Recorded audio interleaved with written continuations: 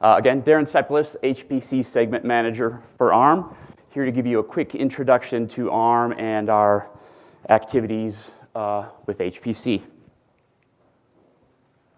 ARM has a unique business model in that we are not a silicon provider. We are a silicon enabler and an ecosystem enabler.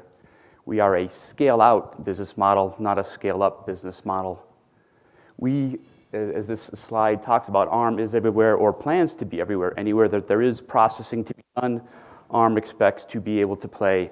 We target basically any market that you can think of in that regard, from the smallest IoT device up to the world's largest supercomputers. Part of our ability to scale out is really how we work with our partners. And the ARM partnership is something, I've been with ARM almost 6 years now. Since the day I started, that the concept of the ARM partnership is key and enables us to scale out into a variety of different markets. A partner may be a silicon provider, a Cavium or Marvell or Fujitsu or something along those lines. It could also be a platform provider, an HPE, a Dell, something like that, an ODM. It could also be the end customer, and that really goes to the heart of what we've done a lot with HPC, and that we have done a lot of co-design work over the past, I would say, 6 years when we talk about HPC. But ARM, in all the various markets that we like to get into, we dive in and treat the end customer also as a part of that partnership. Anywhere where there's sort of a co-investment type of engagement between ARM and another entity, they would be considered part of the ARM partnership. We understand that as partners or end users want to port over to ARM and maybe run an ARM-based supercomputer, for example, that's not free. There are new software stacks that may need to get ported, applications, a lot of engagement work there. So as we engage with them as an equal partner, we're looking for maybe feedback into our architecture. Where can we advance our architecture to better suit the needs of that end customer? Same with the OEMs, same with the silicon providers. We engage in a lot of different levels and a lot of different co-design activities. We believe choice is good. It's about enabling, we fit in a certain spot. We are not a silicon provider. We do supply some hardware to the industry in the various markets to enable manufacturing, enable an ecosystem. We do a lot of work with open source providers as well as commercial providers to build those ecosystems in support of the various markets, in support of the ARM architecture. But our ARM itself, again, tries to drive that variety. I think that's something that's of very much interest to the different supercomputing labs worldwide. Some of the results that you've seen as having a scale-out business, ARM, this is a bit of an old slide, I think we expect about 25 billion chips to be shipped this year based on the ARM architecture. It scales out quite well across, obviously, a variety of different market segments, be it automotive. Mobile was obviously one of the key areas that got us going, but we're into automotive now. We are the world's #1 GPU provider, which I know GPUs are big in HPC. ARM does not currently sell, or partners do not sell devices with ARM-based GPUs into this particular HPC space yet, but we'll have to see where things go down the road. Pop through to the next one. Okay, let me just pull the whole slide up. It's easier to talk to that. So again, to sort of define where we fit, especially in terms of HPC, ARM defines and licenses an industry standard architecture. We call it the ARM v8 architecture. It's our 64-bit architecture. We come out with advances to that 8.1, 8.2 on about a yearly cadence where we bring in additional architectural extensions. Some are optional, some are a requirement, and then our partners can decide that they want to design to an ARM v8.2 spec or an ARM v8.4 spec. Additionally, we also have our own processor IP. We do design and license actual core designs, core and interconnect designs, so partners can have that sort of core set of technology built into to begin with into their designs, and then they can extend it with things that fit best to their particular market or their particular device and applications that they're targeting. One other example of an architectural extension which does apply to HPC is the ARM scalable vector extension that we announced about 2 years ago. It basically enables our silicon providers in HPC, AI, ML spaces to design SIMD engines anywhere from 128-bit wide up to 2048-bit wide. And so we leave those design choices up to the actual silicon provider to make those choices, to work with end customers to decide what's best and what they can manage. Here are the main public providers that play into I'll call it the infrastructure and HPC space. Our current production lead partner says Cavium. It's really Marvell now with their Thunder X2. We've had quite a few deployments going on there. Fujitsu is obviously a key partner in Japan, and we'll hear a lot more detail about that from Satoshi shortly. Kongpeng is the newly announced processor from Huawei based on ARM, 7 nanometer, due out sometime this year. Marvell and Fujitsu with that one. Platform providers that are publicly out there selling or have the ability to sell ARM. Obviously, Hewlett-Packard, one of our lead partners. I'm based in Houston, where a lot of the Hewlett-Packard server stuff goes along. Atos Bull in Europe, and then Cray as well is another key partner. And this is just a small list of the deployments and the folks that we engage in. As a company, ARM does engage directly with all the major deployments as go along. And I will put Recon on here very shortly, as they're about to deploy here down the road, I think. So we'll be, obviously this list is longer. And we're looking at quite a few smaller deployments, at least, going ahead in 2019 as people start to kick the tires on ARM and HPC. Another key part that I mentioned is not only do we enable silicon, but we also enable the software ecosystem. And actually, for HPC within ARM, we have a dedicated HPC software team that I've got Rob Brick standing in the back of the room over there that they basically sell HPC analysis and debug tools. Formerly Alinea, ARM acquired them, and we've built a good core set of tools around that, as well as we also provide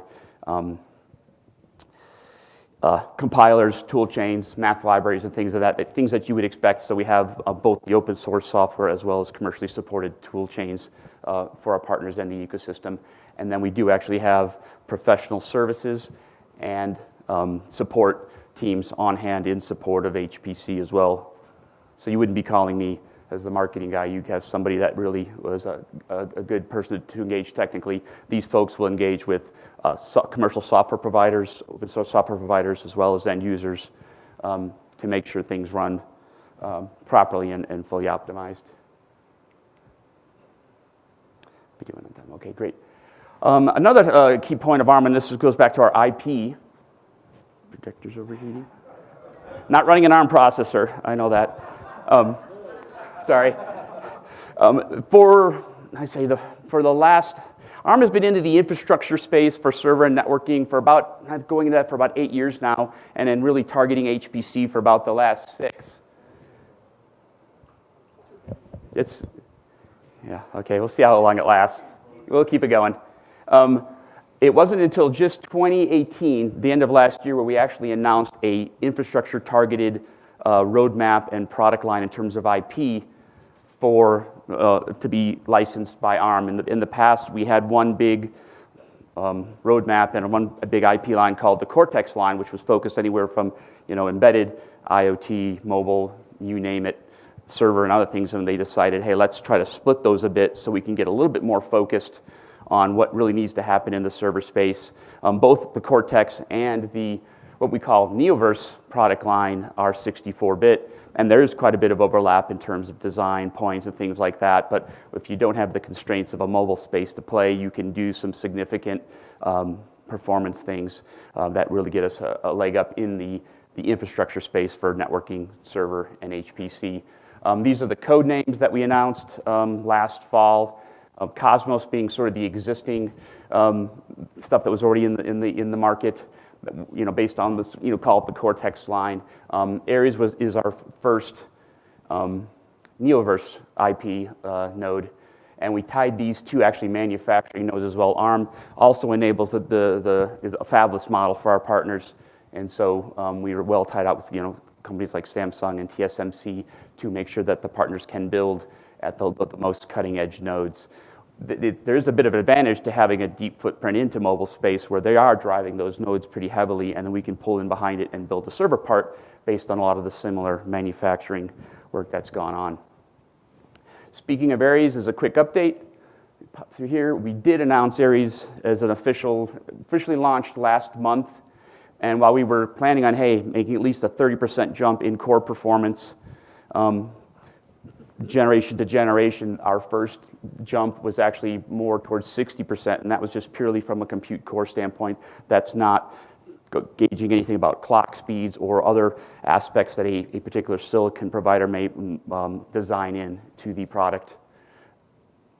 And we do expect similar jumps as we go forward in roughly yearly cadences going out to the future. Now this launch of what we call the Neoverse N1 platform, that's where ARM has announced it, and it is available for silicon providers to then bring it to market. So we expect that to happen over the next, say, 12 to 18 months.